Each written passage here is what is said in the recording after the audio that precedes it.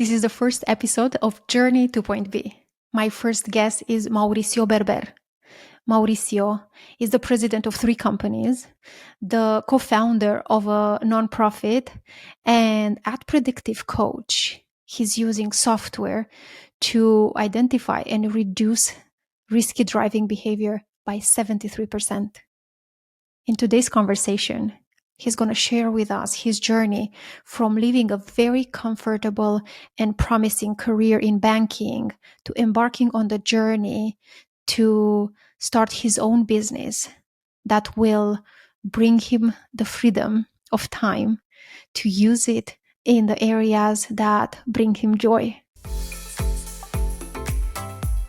This is Journey to Point B, where you can find success stories of people who have achieved the same goals you're striving for. I'm your host, Lucia Chomo, and it's my hope that these stories will provide motivation for your own journey to Point B. Let's begin. Mauricio, welcome. It's such a pleasure to have you here, and thanks for joining in. Thank you. I'm honored to be here. I appreciate the opportunity. Yeah. So I'm curious, Mauricio, if you would share what was the motivation to embark on this journey towards entrepreneurship? And what was the moment when you say, I think I can do this. I'm going to go for it. Well, that takes me back to almost 20 years. I was working at a cushy bank job, and at the time I was on top of the world. I felt like I was invincible. I was only 21. I had the opportunity to manage my first banking center. I was actually the youngest for that banking institution of that state, and I felt very proud of that. It was actually on my vision board to be the youngest manager of Bank of America, and that goal was to hit it by 24 because the youngest at the time was 25. But I hit it at 21, and so that basically boosted my ego and was like, I can do so much, right? But in that process, I discovered that there were folks that had been in the banking center in the same position as me for like 15 years, and they were complaining about the same old thing. And so having been in this position for, very short period, I thought to myself, they're complaining about things that we could solve very fast, and we should not be complaining about these things. So immediately it hit me. I don't want to be here in 15 years talking about these same things, burning out because the bank requires so much of you. I think I can do more than that. And that's actually when Jerome, my business partner and mentor, he was actually my assistant manager.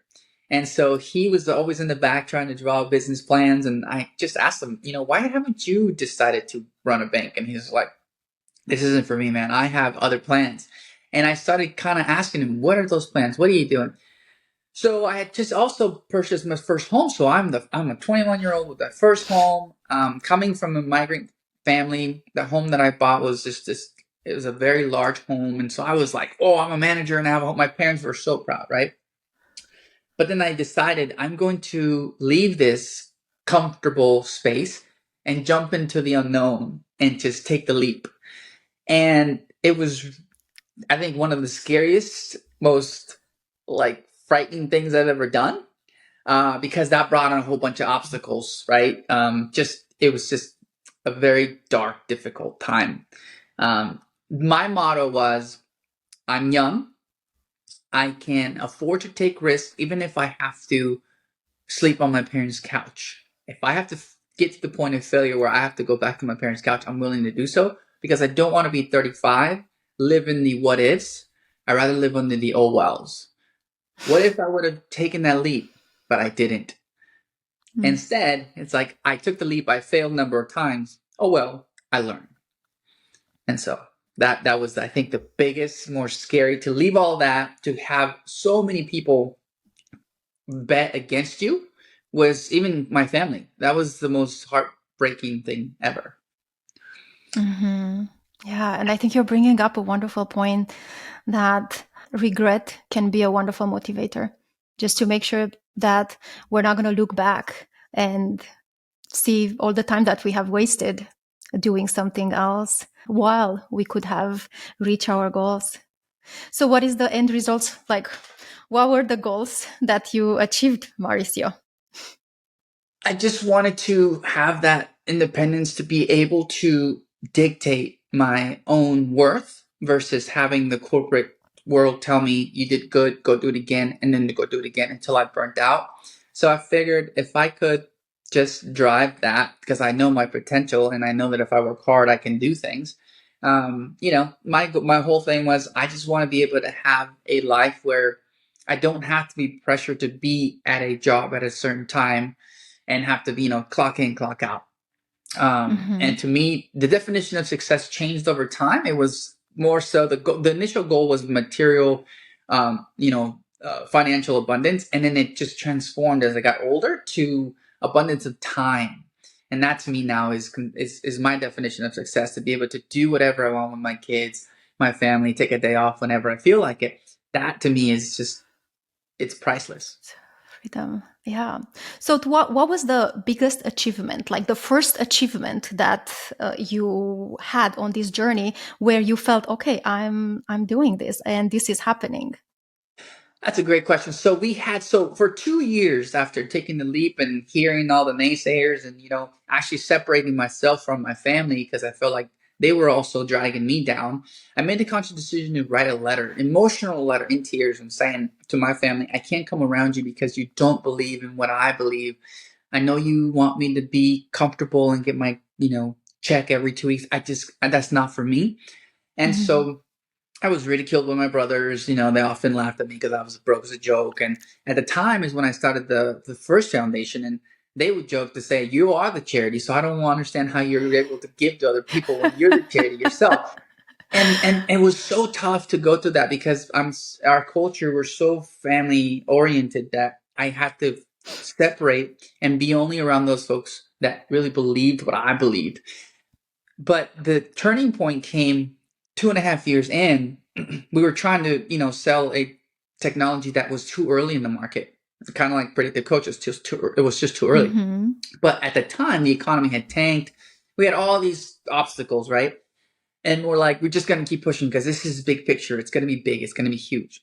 And finally, we get our big break, December 24th. Like, kid you not, right before Christmas.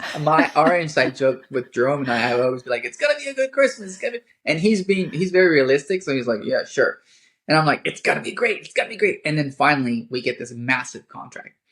And I asked Jerome, I said, can you please do me a favor and make a photocopy of that check? Because I would like to hold on to it. He does. I go to my parents, I sit in front of my dad, and I said, hey, do you remember that I told you that one day I was going to make it and that I was going to do big things? And he said, yeah. So I take the check and I slide it over to him and I said, this is the reason. And I said, and there's many more coming Wow. like this, and we're going to be way bigger than you can ever imagine. And this, I'll never forget because his reaction was kind of like, and then he asked me, are you doing anything illegal? And I'm like, no, absolutely not. This is Ollie. So that for me was amazing. And, the weird things happen. My brothers who used to laugh at me for being broke as a joke ended up losing their jobs at certain points. I ended up hiring them as my installers. And so I got to hire them and give them jobs and float them for a while. So it all kind of came back full circle and it felt good. It wasn't like to rub it in their face, I told you so, but it was just kind of like a validation that, like, hey, if you put your mind to it, you're going to be able to get out of whatever dark hole you're in as long as you have the support system around you. And that's key. Support is everything. Mm-hmm. Yeah. That's really good. I can just imagine even your father's reaction when he saw that check and he saw that Mauricio did it.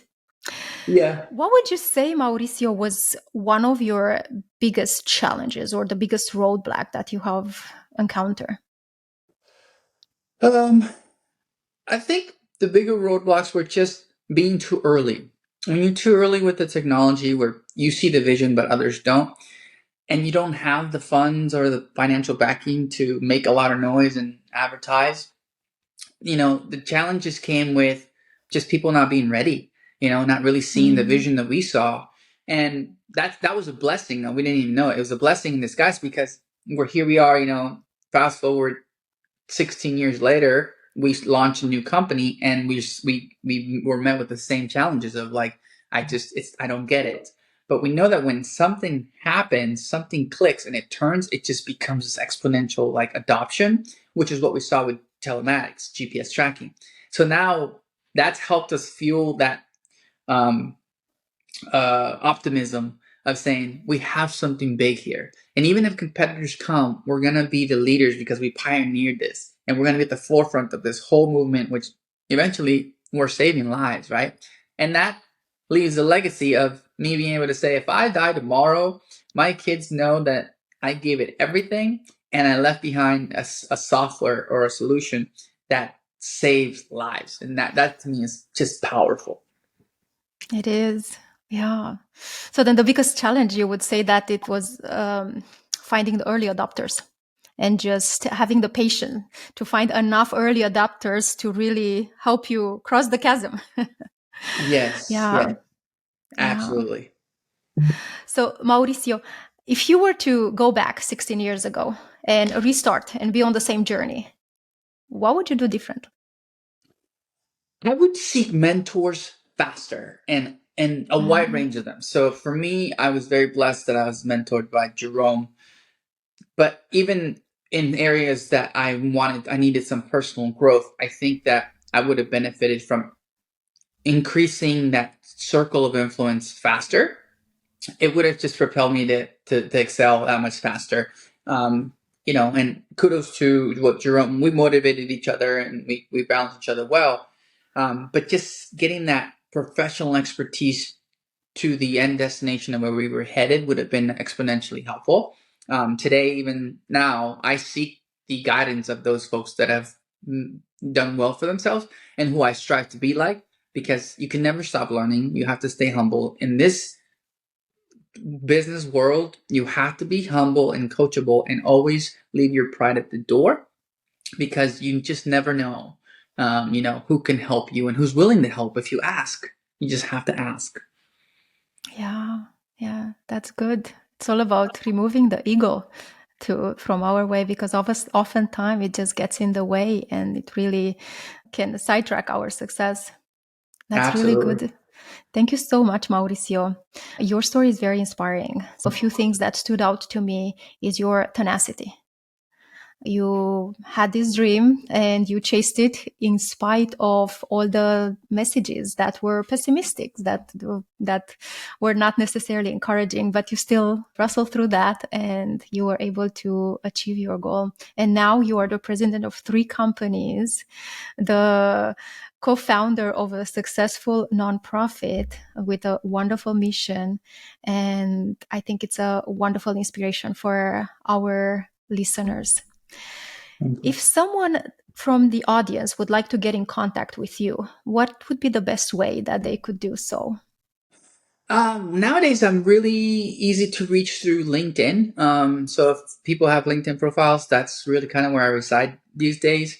Everything else kind of gets really bogged down with meetings and all this other stuff. So LinkedIn is usually the best way to reach out to me, connect, and we can, maybe set aside time for a conversation. Because I always love talking about business and the struggle, and nothing motivates me more than empowering a new entrepreneur to just hang in there and just keep at it, because once you get across that line, it's so rewarding, and you know that. Yes, yes. Thank you very much, Mauricio. Thank you It, for coming, and I hope to have you again in future. it would be my pleasure. I appreciate the invitation. Same. Thank you.